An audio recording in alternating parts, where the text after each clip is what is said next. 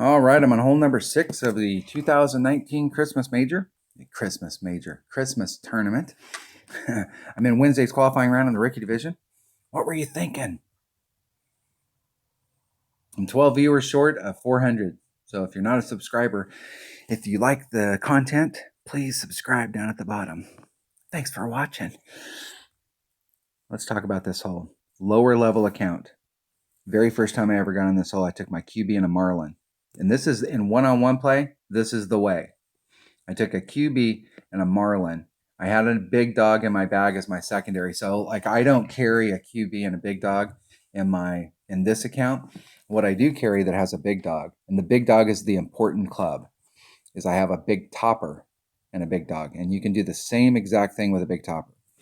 I started off over here and I bounced it over to this fairway. And all I wanted to do was get in the middle.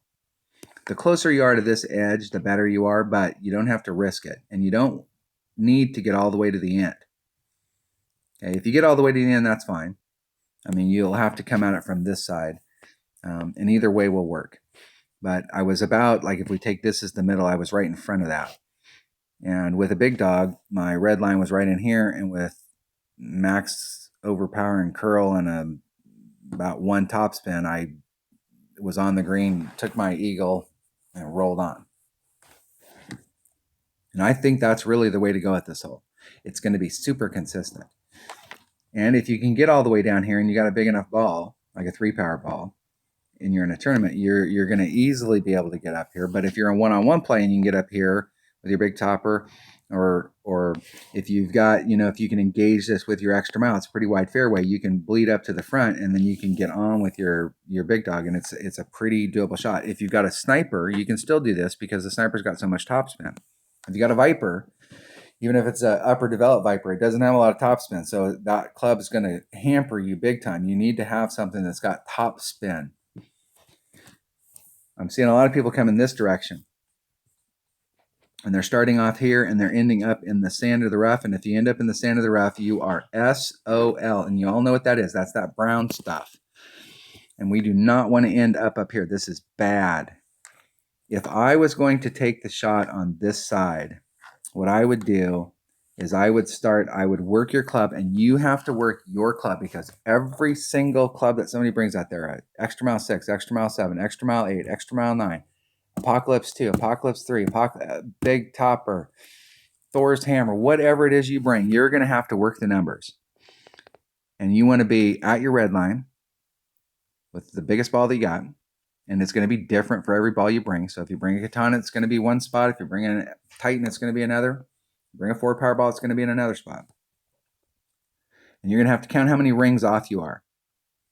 So if you're using an extra mile, it doesn't have as much curl. So you're shooting off in this direction. So you got to cover this gap. Okay, so the bigger the extra mile you have, the more curl it has, the farther you can be out to the right. If you got an Apocalypse, you're going to have to be a lot farther out to the right because that's a lot more curl. And you're going to do a pure 100% setup shot. And if you watch my channel on a regular basis, I do this all the time. Is I will come out to a spot like this and I will I use my rock all the time. I'll set my rock up 5 rings off of a transitional surface between the rough and the fairway.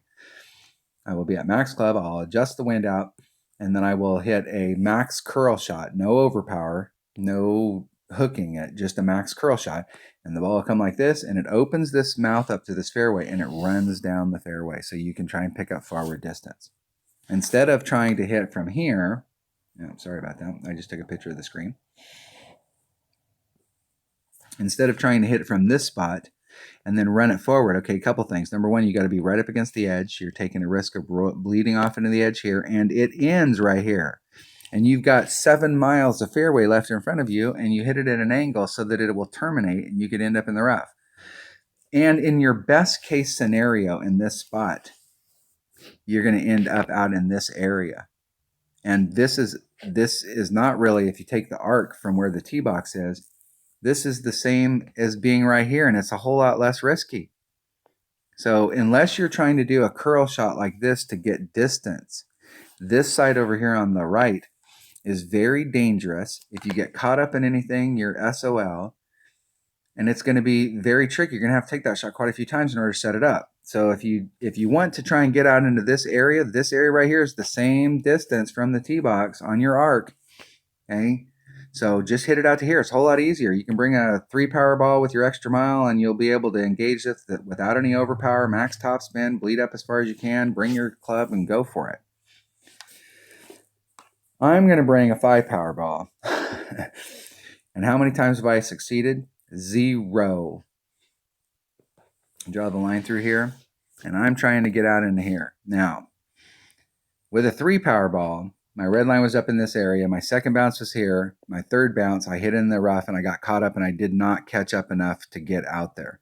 With a 5 power ball, my second bounce was in the rough, and I didn't have enough to get out there. So I'm going to have to see. I may use a 4 power ball. A 4 power ball might be the one because I'm trying to get my second bounce to be on the fairway. But what I need to do is come at it with a little bit of curl so that I come here and look at like your best distance that you could get from over here, somewhere up in this area. I mean, you're not picking up a lot of distance. So it's a risk versus reward. But I will tell you, if you've got a Nirvana, an Amazon, or an upper developed Razor in your bag, and you end up in the rough out here, you can get on. You can get on, recover, move on. So the question is, do you lay up and then hit over here to get on? And this can be tricky if you're bringing a big dog because it doesn't have a lot of ball guides, so it's kind of hard to see where it's at. Or do I go for it? I'm going to go for it because I'm going to continue to see. I want to see if I can get out there. I haven't been able to get out there yet, but I know you can. So I may need to bring a power 4 ball. So let's see what my power 4 ball options are. If I bring a power 5 ball, I'm going to bring a snow globe. I'm going to bring a snow globe because a snow globe's got 3 side spins. So it'll give me some side spin options, and it has no wind. So any wind that's in a forward moving direction, I'll be able to use that wind to my advantage.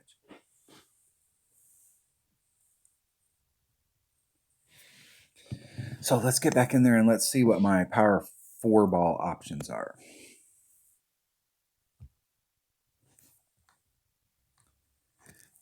And I may need to use the wind. I'm not sure. What do we got here? Power 4, 1, 3 side spin. Paris ball would work. And that might work good. That second shot going in, though, it would be nice to have some wind because there is some elevation stuff here. And I could use that one, and that gives me 3 side spin, and it gives me 2 wind. I think a Kingmaker X is 4-3-1. So if I was going to try and get out there with a 5 power ball, the whole idea is I've got some options here. I can use, I'll have to see how the wind's going. So I can either use, if I need a little bit of wind, I can use a Paris. If I don't need to use the wind, I can either use a Firework or I can use a Kingmaker X. Or I can use the Present Ball or a Snow Globe. I'm going to take a Snow Globe to start off with because that way I can use any wind that's out there with me. It's not going to help me on the second shot. That's the deal. But I'm still trying to figure out if I can even get out there. Here we go.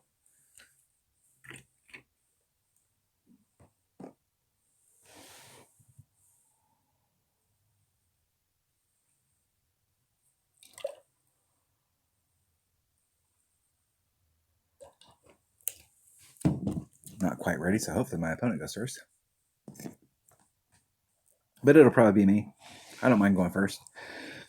I usually in one-on-one play love to go first because I like to put the pressure on my opponent when I get on one of those holes that I know like they're gonna have an impossible time trying to lay up on this hole. I will go out there and lay up, and then I'm in the right spot. See, that's what I'm saying. My second bounce is in the rough right off the bat. Let's switch to a Paris ball.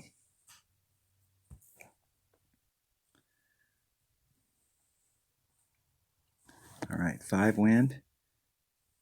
It's about 2.5 rings. And I'm going to put that power back on it. I'm going to put on all the curl. And I hit 2 rings great to the right. And I'm trying to get it farther to the right because I'm trying to engage this down here where the fairway is the narrowest to try and bleed out into that, or that rough area is the narrowest so I can bleed out into the rough.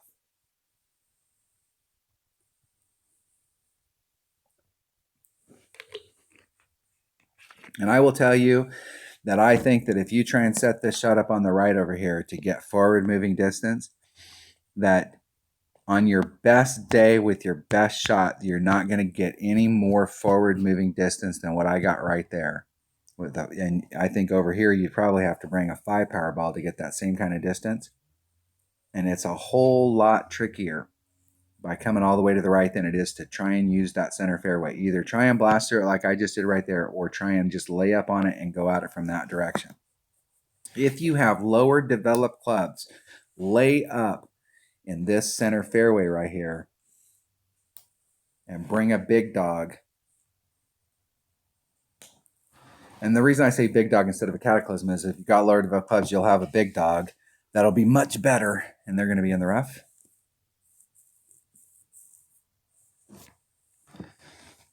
And they may be able to get up from there. Doubt. Let's see where they're at. No, they're gonna have an issue. Well, let's see where I'm at my club. I'm right at minimum club. Let's see how close I can get to my rings. Get pretty close to them. So this looks like a pretty normal shot. So I'm going to do a 1.5 ring adjustment. So it's 1.5, and that's 2 rings.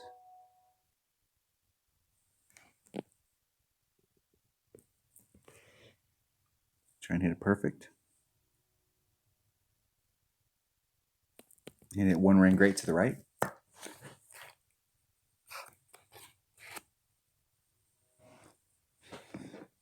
And that looked like it was more than 1 ring great to the right. Now I will tell you that that's only I will say that that's the second time I've had that shot.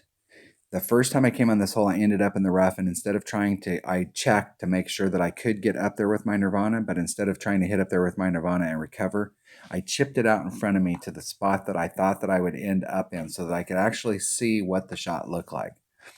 And so I have taken that shot twice, but that's the first time I've been successful actually getting through that rough.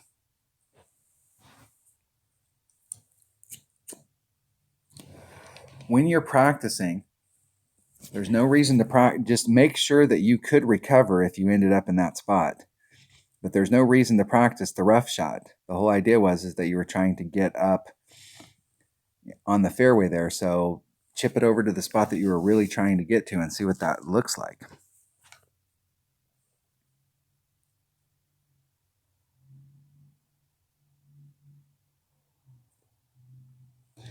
And I've been on this hole, I think I've had this hole 3 times in this account and twice in my lower level account. And every single time I get on this hole, when I'm on the green, I am getting massive lag. I have one of my teammates that whenever he's on like the old holes, Milano or any of the holes in T4, he's fine. But when he gets the new holes, he starts getting massive lag.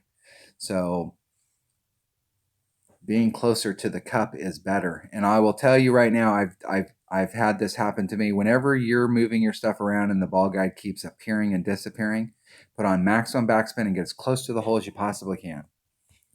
Because you think, okay, in this spot it's going to go too far, and in this spot it's going to be short, and in this spot it's going to go too far.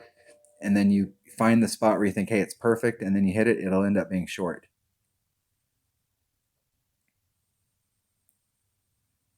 So it's always better in a spot like that. And the reason it's like that is because that hill is so steep. So get as close to the hole as you can and put maximum, all the backspin you got on that club so you can get as close to the hole as possible. Good luck in the tournament. All right, that was hole number 6 of the 2019 Christmas tournament and Wednesday's qualifying round of the rookie division. Thanks for watching. Subscribe if you're not already a subscriber, and thanks.